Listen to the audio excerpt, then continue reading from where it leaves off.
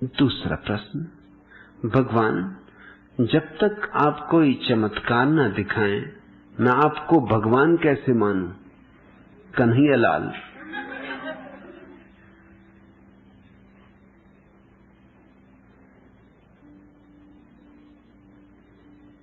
चमत्कार कभी हुए ही नहीं, चमत्कार हो ही नहीं सकते।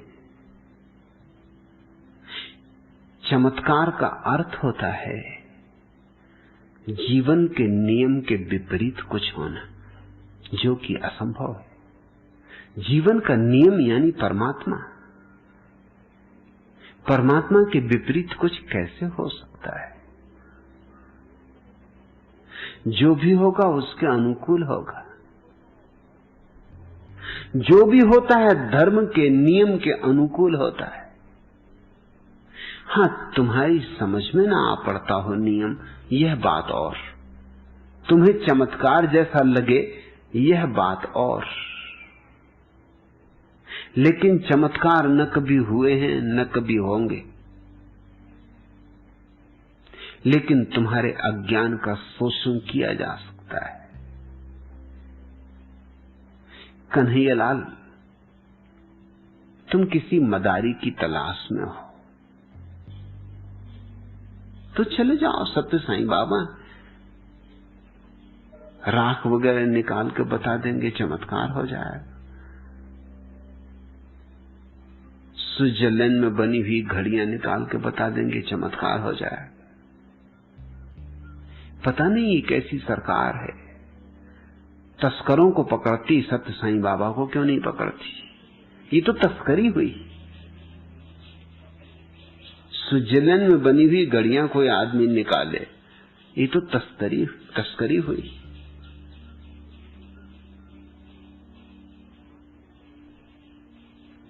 राख वगैरह तक ठीक है, मगर ऐसे मूढ़ जन हैं इस देश में कि राख को विभूति कहेंगे। शब्दों में तो हमसे कोई बाजी नहीं मार सकता, निकलेगी राख और कहेंगे विभूति निकल रही।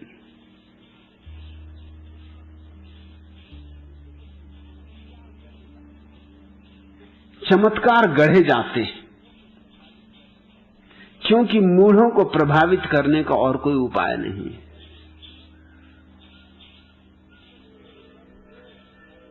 जीसस ने मुर्दों को जिलाया, हालांकि खुद सूली पे अपने को बचा ना सके।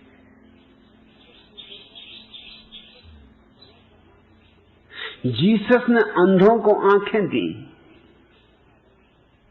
लेकिन जो सूली पे चढ़ा रहे थे उनको अंतर्दृष्टि न दे सके। बहरों को कान दिए,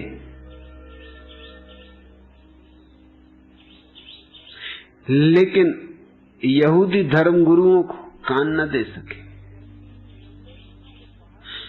कहते हैं लंगड़े लूलों को पहाड़ चढ़ा दिया, लेकिन खुद जब गोलगोथा की पहाड़ी पर सूली को कंधे पर रख के चढ़ना पड़ा तो 3 बार गिरे,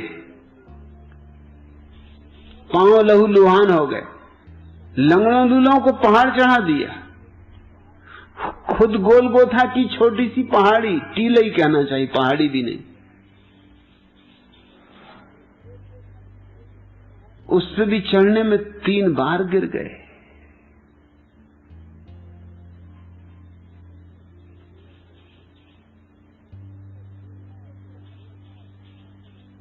कहते हो कि समुद्र को देखा और शराब बना दिया, और जुदास के हृदय को न बदल सके। एक आध बूंद शराब उसमें भी गिरा देते, वो भी मस्त हो लेता। जब सागरों को शराब बना सकते हो तो आदमियों को इतनी मस्ती न दे सके। वो 30 रुपए में बेच दिया जीसस को।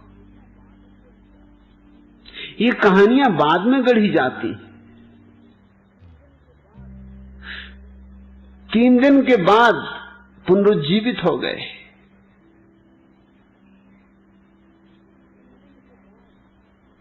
लेकिन 3 दिन के बाद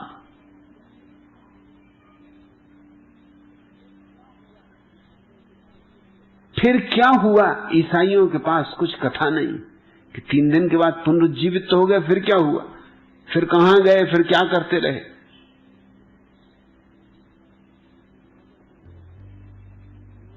ये कथाएं गढ़ ली जाती हैं बाद में मूढ़ों को प्रभावित करने के लिए, और मूढ़ों की भीड़ वही इन बातों से चमत्कृत होते।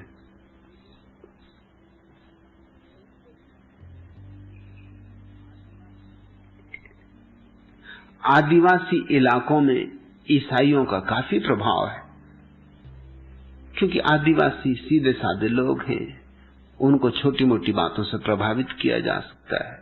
मेरे एक मित्र हैं, वो मुझे सुना रहे थे कि मैं एक गांव में गया, वो था सन्यासी है, और वहां एक ईसाई पादरी आदिवासियों को समझा रहा था कि देखो, तुम राम की पूजा इसलिए करते हो ना कि वो तुम्हें बचाएंगे। कहा? तो उस पादरी ने कहा, पहले ही तुम ये भी तो पक्का कर लो खुद को बचा सकते हैं कि नहीं। उसने 2 मूर्तियां अपने झोले में से निकाल ली, एक मूर्ति राम की, एक जीसस की। राम की मूर्ति तो बनाई थी उसने लोहे की, अंदर लोहा था, ऊपर से लकड़ी का पॉलिश किया गया था, और दूसरी जीसस की जो मूर्ति थी वो लकड़ी की थी और अंदर पोली थी। दोनों देखने में एक जैसी लगती थी। एक बर्तन में पानी भरवाया और दोनों मूर्तियां उसमें डाल दी। स्वभाव था राम जी डुबकी खा गए और जीसस तैरने लगे। गांव के लोग चमत्कृत हुए, रहे होंगे कन्हैयालाल जैसे, मान गए, कह रहे हम भी किसके पीछे पड़े, जो अपने खुद को नहीं बचा सकता वो हमको भी डुबाएगा, खुद ही डूब गए बच्चों। वो सब तैयार कि हम भी ईसाई होने को तैयार। ये सन्यासी भी सब देख रहा था। इसने कहा कि सुनो जी, इसके पहले कि कुछ निर्णय करो, आग जलाओ। इसने देख लिया कि मामला क्या है, एक लोहे की मूर्ति और एक लकड़ी की, आग जलाओ। पानी कोई परीक्षा है? आदिवासियों से कहा, हमारे देश में सदा से अग्नि परीक्षा होती रही। लोगों ने कहा ये बात भी सच है, रामचंद्र जी ने सीता की अग्नि परीक्षा ली थी कि जल परीक्षा? सबने कहा अग्नि परीक्षा ली थी, तो उन्होंने अग्नि परीक्षा होकर रहेगी। अब पादरी घबराया कि अभी अग्नि परीक्षा में तो मुश्किल हो जाएगी, और मुश्किल हो गई। आग जलाई, आग जला के दोनों डाल दिए। राम जी तो अपना धनुष मान लिए खड़े रहे, क्या आग उनका बिगाड़े। मगर यीशु मसीह की मिट्टी पलीद हो गई, वो राख होकर ढेर लग गए। आदिवासी तो बड़े आनंदित होकर कूदने फानने लगे, नाच गान शुरू हो गया कि आहा हमारे रामचंद्र जी। इस बीच पादरी भाग खड़ा हुआ, उसने कहा पिटाई होगी। जब सन्यासी ने लौट कर देखा, पादरी नदारत था। इस तरह की बेहूदगी की बातें सिर्फ मूढ़ों को प्रभावित करती, चमत्कार कभी नहीं हुए। महावीर के मानने वाले कहते हैं कि जब वो रास्ते पे चलते थे तो कांटे अगर सीधे पड़े होते तो महावीर आ रहे हैं तत्क्षण उल्टे हो जाते थे कांटे। इतनी अक्ल फूलों को भी नहीं होती, कांटों को क्या खाक होगी, आदमियों को नहीं होती, कांटों को क्या खाक होगी। और अगर ये सच है तो जिस आदमी ने महावीर के कान में खीले ठोके थे, उस वक्त क्या हुआ चमत्कार का? उचक के खीले उसी आदमी के कान में ठुक जाने चाहिए थे। जब कांटों तक में इतनी अकल थी तो खीलों में अकल न रही। बुद्ध को मानने वाले कहते हैं कि बुद्ध के ऊपर पहाड़ से एक पूरी चट्टान सरकाई गई, पूरा हिसाब लगा के सरकाई गई थी कि वो बुद्ध को अपनी लपेट में ले लेगी, बुद्ध पहाड़ी पे बैठे ध्यान कर रहे हैं, बीच में ऊपर से चट्टान सरकाई गई, लेकिन चमत्कार हुआ। वो आई बुद्ध के पास तक, रुकी और बुद्ध को बचा के निकल गई। उसने अपना रास्ता थोड़ा सा बदला, बुद्ध को एक तरफ छोड़ दिया और फिर सीधे रास्ते में चली गई जहां से उसको जाना चाहिए था गणित के हिसाब से। वहीं से गई, मगर बुद्ध को जरा सा बचा के निकल गई। अगर ये बात सच है तो बुद्ध का फिर विषाक्त भोजन से जीवन अंत कैसे हुआ? अगर चट्टान में इतनी अकल थी तो विष ने कुछ कृपा न की बुद्ध पर कि भोजन में न मिलते, या मिल भी जाता भोजन में तो कम से कम शरीर को विषाक्त न करता। कहते हैं पागल हाथी बुद्ध पर छोड़ा, जिसने न मालूम कितने लोगों को मार डाला था, और वो बुद्ध के सामने आया और उनके चरणों में सिर झुका के खड़ा हो गया। अब मैं तो इतनी कह सकता हूं कि पागल हाथी था तो पागल ही था। अब पागलों का क्या भरोसा, अगर पागल जो कर गुजर तो ठीक, पागलों के संबंध में कुछ निश्चित नहीं हुआ जा सकता। वो बुद्ध के सामने झुक गया, ये भी पागलपन के हिस्सा रहा होगा, चमत्कार नहीं। क्योंकि जब आदमी नहीं झुके, जिन्होंने पागल हाथी छोड़ा था, तो पागल हाथी क्या खाक झुकेगा?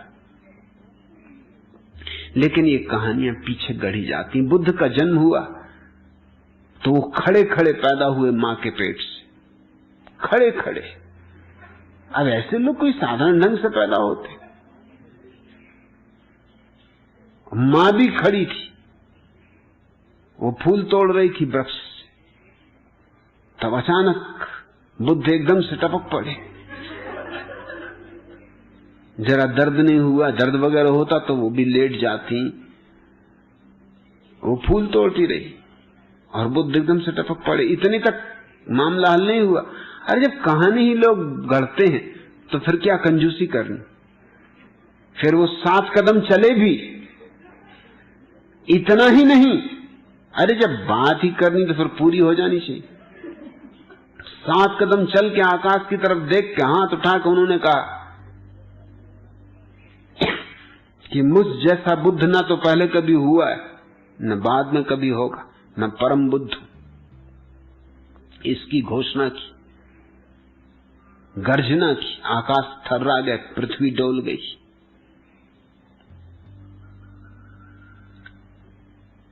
कन्हैयालाल, ऐसा कोई चमत्कार देखना है?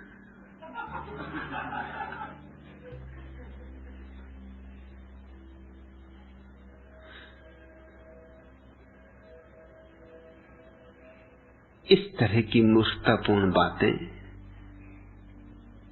पंडित और पुरोहित गढ़ लेते, क्योंकि कन्हैयालाल जैसे लोग मौजूद हैं। इनको इस तरह की कहानियां चाहिए। और जो बहुत चालबाज हैं, वो जिंदगी में भी इस तरह की कहानियां गढ़ लेते। बंगाल में एक बंगाली बाबा बहुत प्रसिद्ध थे, क्योंकि उन्होंने एक दफे चमत्कार दिखाया। कन्हैयालाल जैसे लोगों की भीड़ लग गई होगी। चमत्कार उन्होंने ये दिखाया कि वो ट्रेन में सवार हुए, टिकट कलेक्टर आया, उसने पूछा कि टिकट दिखाइए। उन्होंने कहा कि शब्द अपने वापस ले लो, हम फकीरों से कोई टिकट नहीं मांग सकता। टिकट कलेक्टर भी गुस्से में आ गया, अंग्रेजों के जमाने की बात, अंग्रेज रहा होगा। उसने कहा कि इस तरह की बदतमीजी की बात नहीं चलेगी, बाबा हो अपने घर के, ये सरकारी रेलगाड़ी, टिकट के बिना अंदर नहीं चलने दूंगा। बाबा भी गुस्से में आ गए। बाबा ने कहा देखो मुझे कौन चलने से रोकता है। बात बढ़ गई, बात में से बात निकली। उस अंग्रेज कंडक्टर ने उनको धक्का देके बाहर निकाल दिया। बाबा नीचे तो उतर गए, लेकिन अपना डंडा ऐसा टेक के खड़े हो गए और कहा कि देखें अब ये गाड़ी कैसे चलती, इंच भर सरक जाए अब गार्ड झंडी दिखा रहा है और ड्राइवर सब तरह की कोशिश कर रहा है, सीटी पे सीटी बज रही हैं, मगर गाड़ी टस से मस नहीं हो रही। तहलका मच गया। पूरे स्टेशन की भीड़ इकट्ठी हो गई, सारे यात्री इकट्ठे हो गए। बंगाली बाबा ने गजब कर दिया, गाड़ी रोक दी। ड्राइवर कहे मैं भी चकित हूं, इंजन में कुछ खराबी नहीं, सब ठीक है, चलता नहीं। स्टेशन मास्टर दौड़ा फिर रहा है, ऑफिसर भागे फिर रहे हैं, मगर कोई उपाय नहीं। आखिर स्टेशन मास्टर ने कहा टिकट कलेक्टर को, भैया माफी मांग लो और बाबा को कहो कि आप बेराजो अंदर, अब गाड़ी चलने दो, लोगों को 1000 कामों पे जाना है। अब लोग मेरी जान खा रहे हैं, कोई कहता मुझको अदालत जाना है, कोई कहता मुझे अब दफ्तर जाना है, और ये गाड़ी कब तक रुकी रहेगी।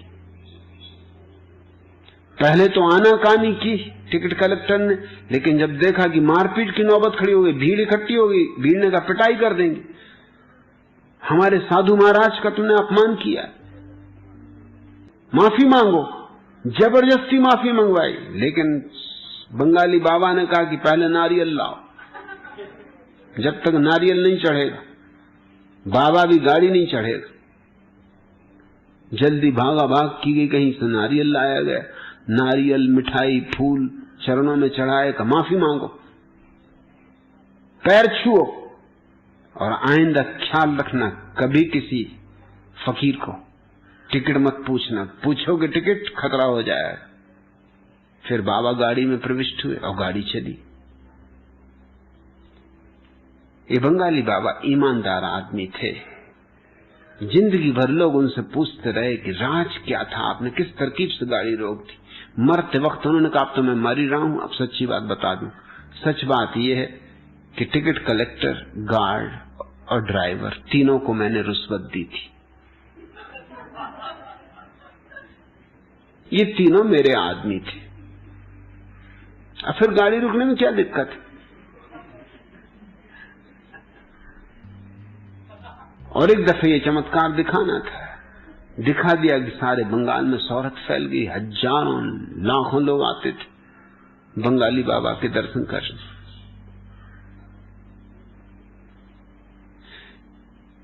तुम जिनको चमत्कार कहते हो वो चमत्कार वगैरह कुछ भी नहीं होते, उन सब के पीछे हिसाब होते, गणित होते। जादू तो एक गणित है, उसके करने की कला होती। सड़कों पे मदारी दिखाते रहते, उन्हीं को तुम भगवान मानो भैया। और मैं तुमसे कहता हूं अगर चमत्कार होते भी होते तो मैं दिखाने वाला नहीं था, क्योंकि मैं कन्हैयालाल जैसे लोगों को यहां बिल्कुल नहीं चाहता हूं। अगर चमत्कार होते भी होते और मैं कर भी सकता होता तो भी कभी नहीं करता, क्योंकि ये गलत लोग हैं जो चमत्कार के कारण इकट्ठे होते। इन लोगों को मैं दरवाजे के बाहर रखना चाहता हूं, दरवाजे के भीतर नहीं। यहां मैं चाहता हूं उन लोगों को जो जीवन में क्रांति के लिए आतुर हैं। राख वगैरह का क्या करोगे, और गाड़ी भी रोक दी तो क्या होगा, और घड़ी भी निकाल दी तो क्या होगा।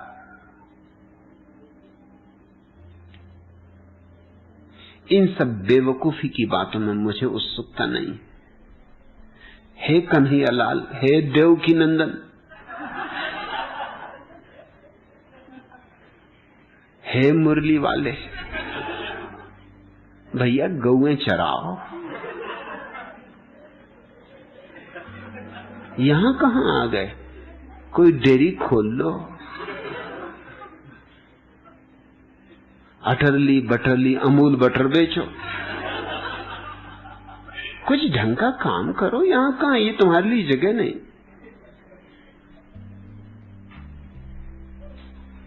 बजरंगबली की सेवा करो, हनुमान चालीसा पढ़ो। हे गोवर्धन गिरधारी, कुछ न बने तो गोबर का छोटा मोटा पहाड़ बना के उसी को उठा लो। तुम्हारे पास ही लोग इकट्ठे हो जाएंगे, तुम्हें कहीं जाने की क्या जरूरत है।